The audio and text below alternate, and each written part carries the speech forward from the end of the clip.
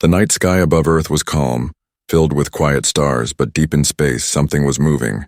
A signal, sharp and cold, traveled across the void and reached Earth satellites. At first, scientists thought it was just background noise, another piece of static from the universe. But within seconds they realized it was not noise. It was a message. A message not from Earth, not from humans, but from something far older, far stronger, and far more dangerous. The words were harsh, translated by machines into human languages. The voice was metallic, without emotion, like a machine made of steel and fire. The message was clear. Humans of Earth, you are weak. You hold resources that belong to us. Surrender your worlds, your energy, and your freedom, or we will erase you. You will not fight. You will only serve. Silence followed. For a moment, all across Earth, leaders and citizens froze. The first true voice from another world was not one of peace, not one of friendship. It was a threat. In the United Nations chamber, the highest leaders of Earth gathered. Some were pale with fear. Others were filled with anger. Generals slammed their fists against the table. Presidents whispered to each other. The world had prepared for the idea of alien life, but no one was ready for this. No one expected the first contact to be a demand for surrender. For hours, debates filled the chamber. Some said humanity should comply, at least to avoid destruction. Others said there could be no surrender. Not after centuries of human struggle, not after all the wars, sacrifices, and rebuilding. At last, the leaders agreed on one thing. Humanity had to answer. They could not stay silent. They could not bow. A single signal was prepared. Every scientist, every engineer worked to ensure the message would be heard across the stars. And when the words were sent back, they carried the weight of every man, woman, and child on Earth. The message said only this: we are the people of Earth. Do not test humanity. This is your only warning. The words were simple, calm, but behind them stood a history of struggle, a species that had survived ice ages, plagues, and endless wars, a species that had always fought back when cornered. When the aliens received the message, they did not fear. They laughed. To them, humanity was young, fragile, like children waving sticks at a storm. Their ships were vast, their weapons ancient and powerful. Entire planets had already bent to their rule. They believed Earth would be no different. On one of their command ships high above a dying star, alien generals reviewed the human message. Their voices were sharp, clicking and hissing in their own language. They dare to warn us, one said.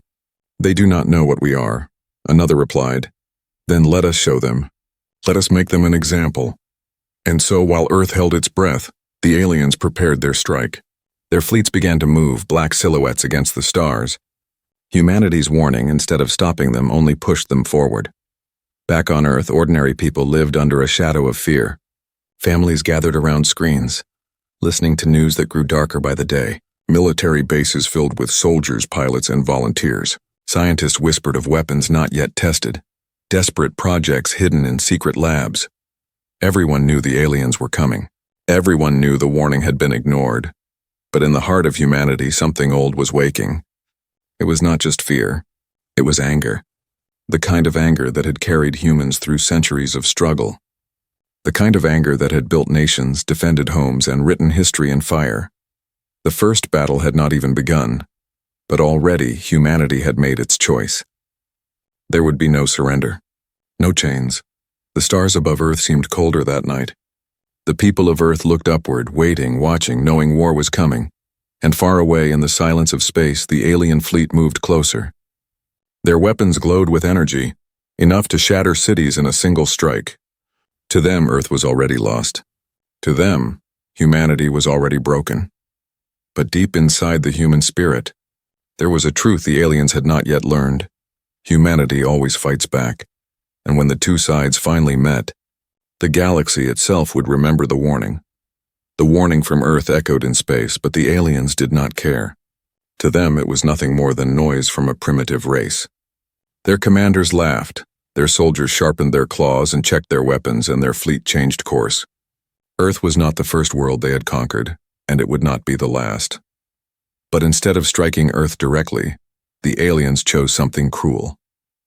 They wanted to make an example, a message of fear that would break human spirit before the real war even began. Their target was Mars. Mars had only small colonies, scattered domes of steel and glass built by brave settlers. Families, scientists, engineers, and miners lived there, working hard to turn the red planet into a second home for humanity. They were pioneers, the first humans to live so far from Earth. For decades, Mars had been a dream of courage and progress. That dream ended the moment the alien fleet arrived. The colonists saw the ships first as faint dots in the sky, moving faster than anything human eyes had ever tracked. Alarms screamed across the domes. Messages raced to Earth, unidentified ships. They are huge, bigger than cities. We need help. But Earth was too far. Even the fastest ships would take weeks. The colonies stood alone. The first attack came without warning. A single alien cruiser fired a beam of white light. It cut through the largest dome like paper. The glass shattered. The atmosphere rushed out and hundreds of people were gone in seconds. Families who had dreamed of a new life on Mars were reduced to silence and dust. The aliens did not stop. They fired again and again. Domes burst open. Towers fell. Explosions painted the red sands with fire. The colonists tried to fight back. Small defense turrets shot streams of missiles into the sky. A few struck alien shields, making tiny sparks against the massive ships. But it was like throwing stones at mountains. The aliens crushed every defense in minutes. From orbit, the alien commander spoke, broadcasting across all human channels. The voice was filled with scorn. This is the price of defiance. Earth will kneel or Earth will burn. On Earth, billions watched in horror. Live feeds showed flames rising on Mars, smoke twisting into the thin red sky. Mothers screamed for children trapped in the colonies. Leaders stood frozen, fists clenched, faces pale. Humanity had sent a warning, and this was the alien answer. But instead of breaking humanity, the massacre lit a fire. Across Earth, people wept, then grew silent, then grew angry. The names of the colonies were repeated in every city, every village, every screen. Songs of mourning became songs of defiance. Millions volunteered for military service. Old factories roared back to life, building ships, weapons, armor. Scientists who once worked on peaceful projects turned their minds to war. And in secret, hidden from the aliens, Earth's most dangerous plans were set into motion. Projects whispered about only in rumors. Experimental rail cannons, stealth fleets, AI-controlled drones. Humanity had always prepared for the worst, and now the worst had come.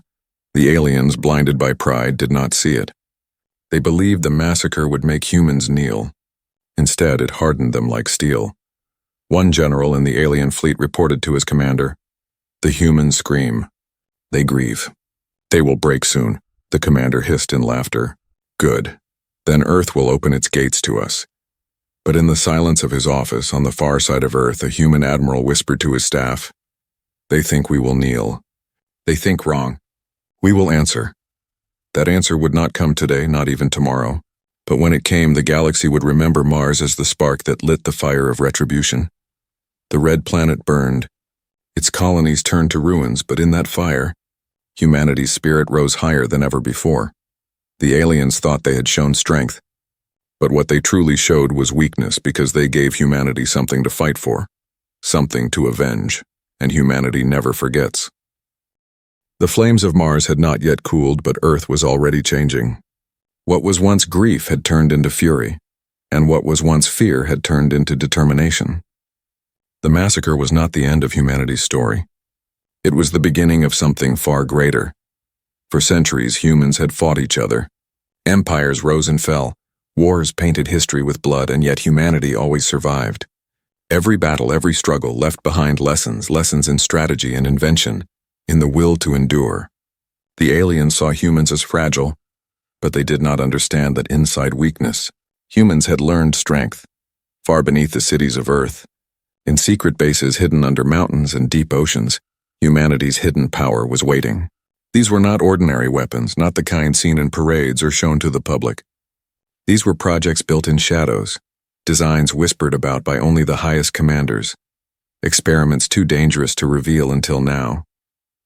One such project was known as Iron Dawn. It was more than a fleet. It was an idea, ships that could fly without crews, guided by artificial intelligence faster than any human pilot, drones that swarmed like bees, each one small, but together strong enough to tear apart giants, engines that bent gravity itself, pulling ships into maneuvers no alien had ever witnessed. The aliens had numbers. They had size. But humans had something different: creativity.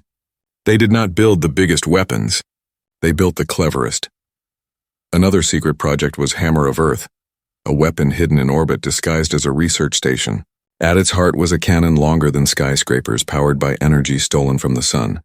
It could fire projectiles at a fraction of light speed, turning metal into stars of fire. Scientists called it impossible. Engineers called it madness. But after Mars, madness was exactly what humanity needed. And then there was Project Revenant, a weapon not of steel but of deception. Cloaked ships that vanished from sensors, sliding through space like shadows. Some carried nuclear warheads, others carried rail cannons, but all carried the same message. Humanity could strike where the enemy least expected. Earth did not reveal these powers yet. Not to the aliens, not to anyone. Instead, they waited. They watched. They studied the alien fleet's movements, scanning every engine signature, every weapon burst, every mistake. The aliens believed they had broken humanity. They did not see the factories working day and night. They did not see the universities turned into command centers. They did not see children drawing war posters while their parents built weapons underground. The first sign came when a small alien scout fleet entered Earth's orbit. 10 ships, each the size of mountains, each armed with cannons strong enough to burn cities in a single strike. They came to test Earth's defenses, expecting surrender, expecting silence. Instead, they found resistance. From the shadows of the moon, a swarm of drones launched. Black triangles darting through space. They moved faster than alien sensors could track. Missiles roared. Lasers cut through the void.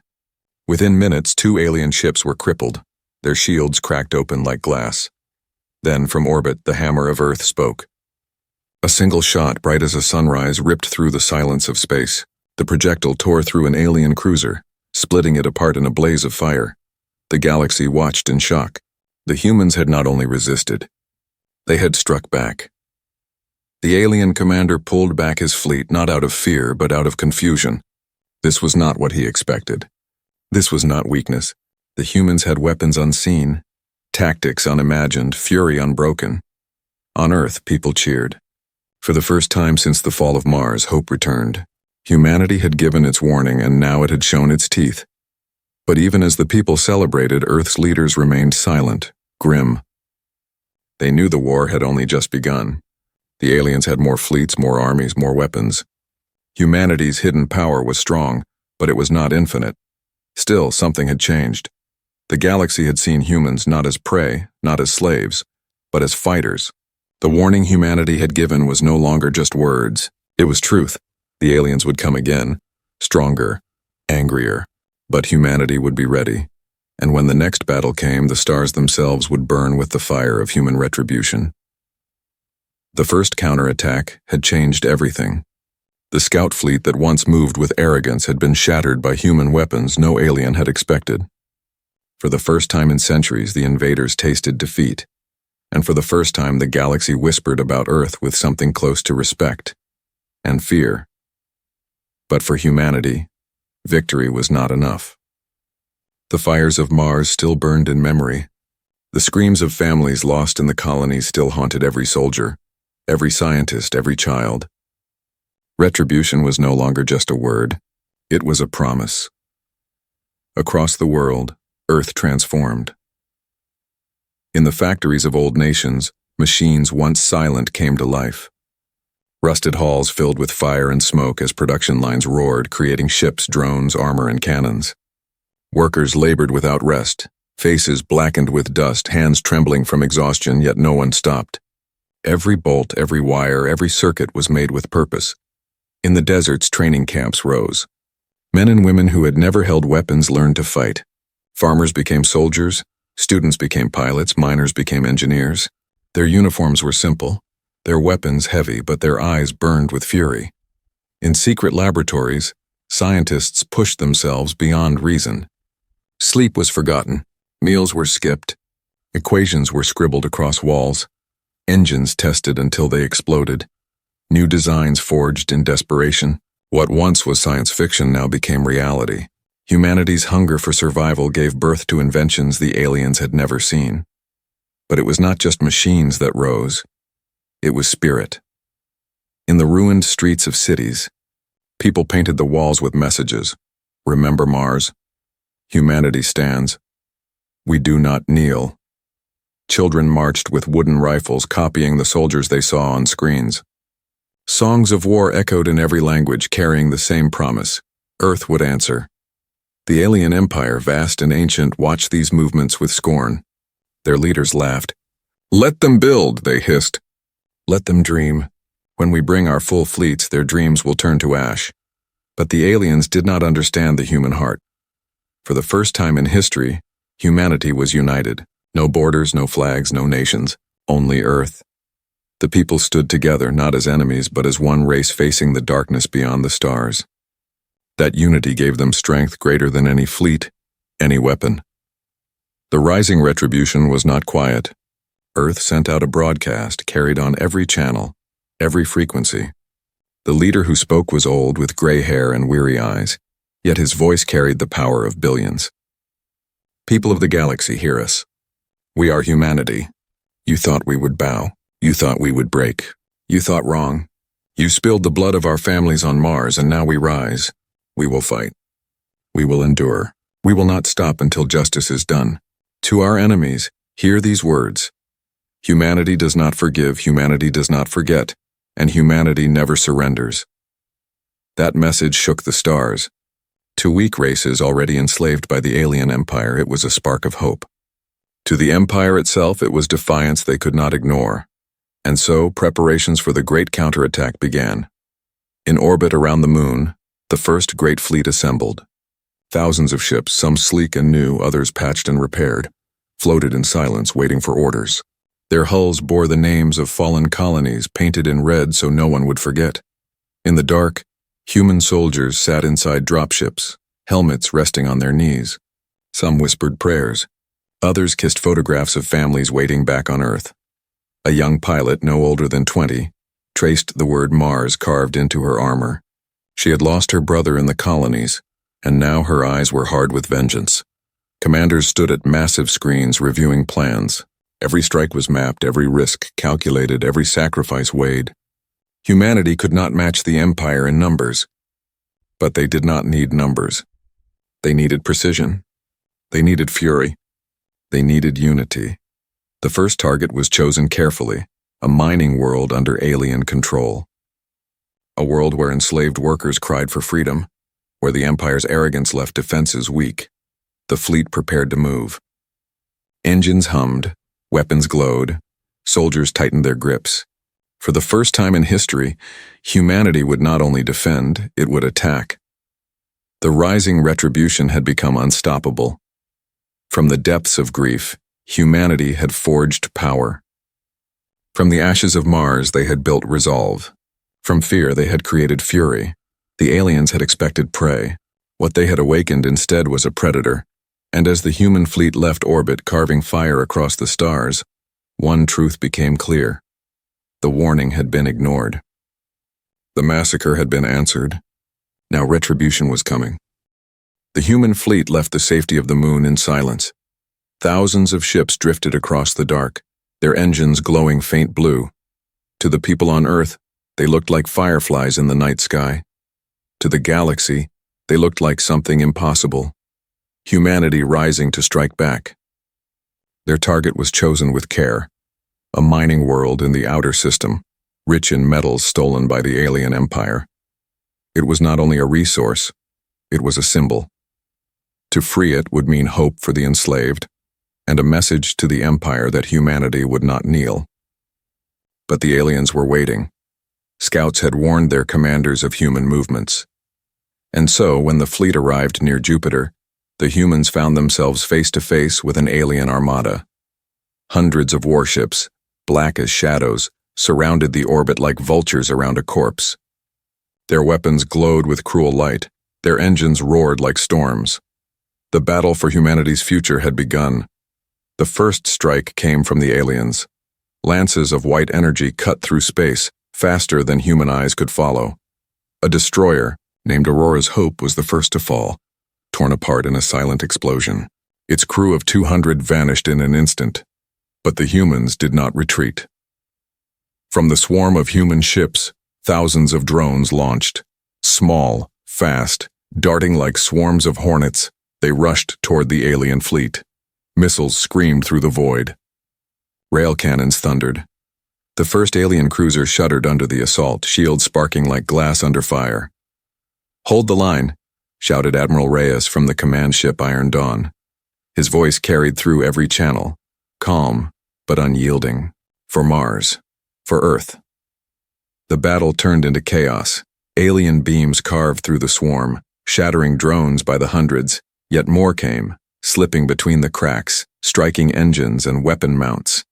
Human fighters, small and fragile, danced through enemy fire with desperate bravery. One pilot, his ship burning, steered straight into an alien frigate, detonating his reactor. The explosion split the frigate in half, and his name would later be whispered as a hero. But the aliens were relentless. Their warships were older, larger, and deadlier. Human ships exploded one after another, filling space with broken metal. Families on Earth watched the feeds with tears, knowing sons and daughters were dying among the stars. Then, the hammer of Earth spoke again. From orbit, hidden on a disguised station, the massive cannon fired. A single projectile, glowing like a star, ripped through space and slammed into the enemy flagship. The explosion was blinding, tearing half the ship apart. The alien commander barely escaped, his fleet thrown into confusion. "Now!" Reyes ordered. "Push forward!" The human fleet surged. Cloaked ships appeared from nowhere, striking at the enemy's rear. Boarding parties launched, soldiers crashing into alien hulls, fighting hand-to-hand in corridors filled with smoke and blood. In one captured ship, a young soldier raised a flag of Earth, planting it on alien steel. But victory was not cheap. The aliens regrouped, unleashing weapons never seen before. Spheres of plasma that expanded into burning storms, consuming anything nearby. Entire wings of human fighters vanished in seconds. The fleet shuddered, but it did not break. One by one, alien ships began to fall, not because humanity was stronger, but because humanity refused to stop. Every sacrifice, every death, bought a little more ground, a little more time, until the impossible began to happen. The Empire's fleet, once thought invincible, began to retreat. The final moment came when the human fleet unleashed its last weapon, the gravity spear. It was an experimental device, risky, untested, but there was no choice. Engineers activated it with shaking hands. A ripple spread through space, invisible at first, then bending light itself. An alien battleship, massive and cruel, was caught in its pull. Its hull twisted, its shields cracked, and in one terrible instant, the battleship was crushed into fragments. The galaxy went silent. The great battle of Jupiter was over. The alien fleet was broken. Humanity, against all odds, stood victorious. On Earth, billions wept with joy. In the colonies, enslaved workers whispered the same word, freedom. But among the wreckage of shattered ships, among the names carved into the void, humanity knew the truth. Victory had come at a terrible cost. Thousands of lives were gone. Entire families would never return home. And yet, the retribution had begun. The aliens had believed humans were weak. They had believed humans would break. But the battle proved otherwise. Humanity had teeth, and once it bit, it did not let go. The great battle was not the end. It was the beginning. The Empire would return with greater fleets, greater fury. But humanity had shown the stars one thing that could never be forgotten. Earth had given its warning. Now humanity demanded retribution. The Battle of Jupiter was supposed to be a simple test, a chance for the Empire to remind humans of their place. Instead, it became a wound the galaxy could not ignore. A human fleet, small, fragile, and unproven, had shattered warships that were said to be unstoppable. The news spread like fire. Across the Empire's vast territories, whispers began. How did the humans win? Is the Empire weaker than it seems? Could they be defeated? On distant slave worlds, where chains rattled and hope was forbidden, workers looked up at the stars with something new in their eyes. Not fear, not despair, hope. Inside the Empire itself, panic spread through the ruling council. Their chambers were carved from black stone, walls glowing with ancient symbols of power. For centuries, their voices had commanded without question. But now those voices trembled. "The humans are dangerous," one elder hissed. "They must be destroyed before others rise." "They are nothing," another argued. "Their victory was luck, nothing more. We will send a greater fleet." But beneath their arguments lay something they had never felt before. Doubt. The Empire had ruled for thousands of years. Planet after planet had fallen without resistance. Armies had surrendered before a single shot was fired. Yet humans had not only resisted, they had struck back. Worse, they had won. The alien commander, who had escaped Jupiter, stood before the council, his armor scarred, his pride broken. He bowed low, his voice bitter. "They fight like no other race. They sacrifice everything. They do not retreat. They do not fear death." The council fell silent. In that silence, fear grew. Across the Empire, fear spread faster than orders. Soldiers muttered in their barracks. Captains questioned their strategies. Entire sectors slowed in their obedience. The Empire, once a wall of steel, was beginning to crack. And in those cracks, rebellion stirred. On a mining moon where alien slaves toiled, one whispered to another, "The humans fight. Maybe they fight for us too." On a jungle world, rebels painted human symbols on trees, hoping the message would reach the stars. On a desert planet, a child carved into the sand the words he had heard in secret. Humanity never surrenders. But while hope rose among the oppressed, terror rose among the rulers. In hidden chambers, some leaders spoke of retreat, of negotiation, of compromise. Others shouted for full war, for the burning of Earth before rebellion spread further. The Empire, once united, was dividing. The humans had not planned this. They had not even known it was possible. Yet their defiance had done what no other race could achieve. It had planted fear in the heart of the Empire. Back on Earth, humanity watched carefully. Satellites picked up strange signals, intercepted transmissions of alien quarrels. Analysts whispered that the Empire was weaker than it seemed. Commanders smiled grimly. "They are panicking," Admiral Reyes said, standing before his officers. "Good. Panic makes mistakes, and mistakes are what we will use."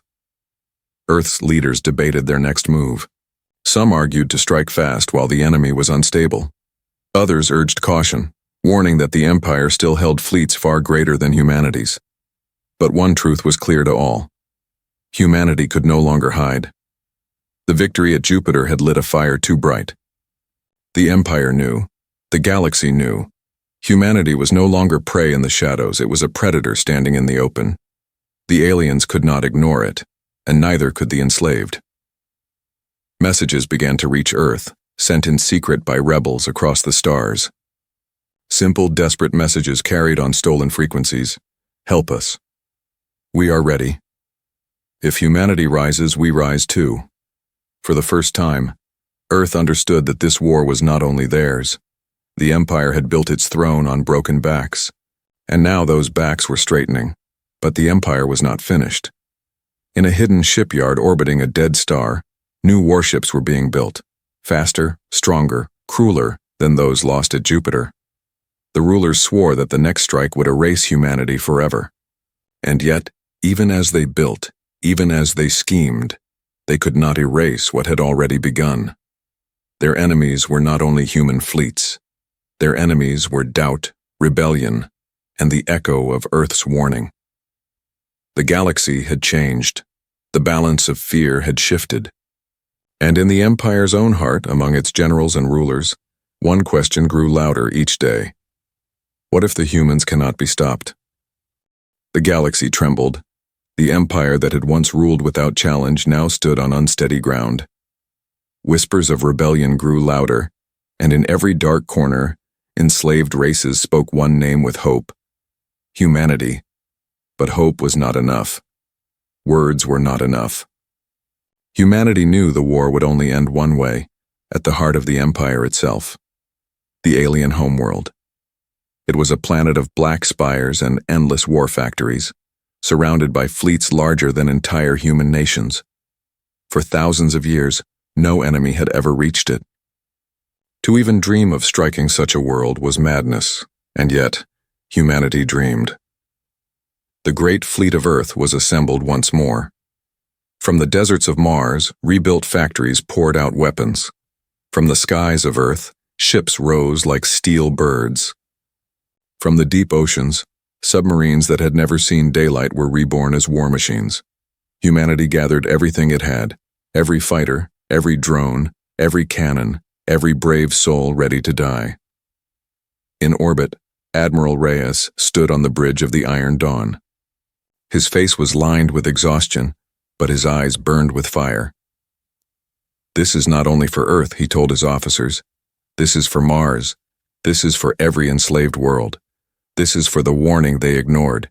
Today, we bring retribution." The fleet jumped into the dark, crossing the stars toward the alien homeworld. The Empire was waiting. An armada of warships, larger than anything humans had faced, filled the skies. Their weapons glowed like suns. Their engines shook space itself. The aliens believed numbers alone would crush humanity. That overwhelming force would erase their defiance. But humanity did not come alone. As the fleets faced each other, ships appeared from unexpected places. Rebel forces, long enslaved, had joined the humans. Their fleets were small, their weapons old, but their courage was fierce. The galaxy had risen following Earth's lead. The battle began, alien cannons roared, tearing through the void. Human ships answered with missiles, lasers, and drones swarming in endless waves. Explosions lit the skies like storms of fire. The alien armada pressed forward with raw power, but humanity fought with precision, with strategy born from centuries of struggle. Every loss fueled the humans more. Every fallen ship carried the names of Mars, of Jupiter, of Earth. Soldiers fought as if their blood was made of iron, refusing to yield. The aliens laughed at first, but their laughter turned to silence. For every human ship destroyed, 2 more struck back. For every alien commander who mocked, another fleet fell apart. Then at the heart of the battle, humanity revealed its final weapon, the Spear of Terra. It was a weapon forged from the remains of alien technology captured at Jupiter, combined with human genius. A weapon of gravity itself, able to tear planets apart. The spear fired once and the ground of the alien homeworld shook. Entire defense towers crumbled, shield grids shattered. The Empire's capital city, a place that had never known fear, trembled beneath the human strike. Panic spread across the planet. Civilians ran through black streets. Soldiers screamed for orders. The Empire's rulers hid in their fortress, the same rulers who had once demanded Earth's surrender. It was too late. Human dropships descended, cutting through fire. Soldiers stormed alien strongholds, fighting room by room, floor by floor. In the skies above, the fleet still clashed, but on the ground, the heart of the Empire was breaking. Admiral Reyes sent the final message across the galaxy. His voice was steady, unshaken. "You ignored our warning. You took our families. You thought we would bow. This is your retribution. Humanity does not kneel. Humanity does not stop. Humanity rises." The Empire's flag burned. The rulers who had mocked Earth were dragged from their towers. Their reign ended in the same fear they once gave to others. Chains were broken, slaves were freed.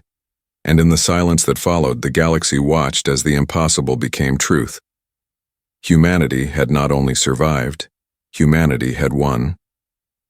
For the first time in history, the stars no longer belonged to the Empire. They belonged to all who dared to rise.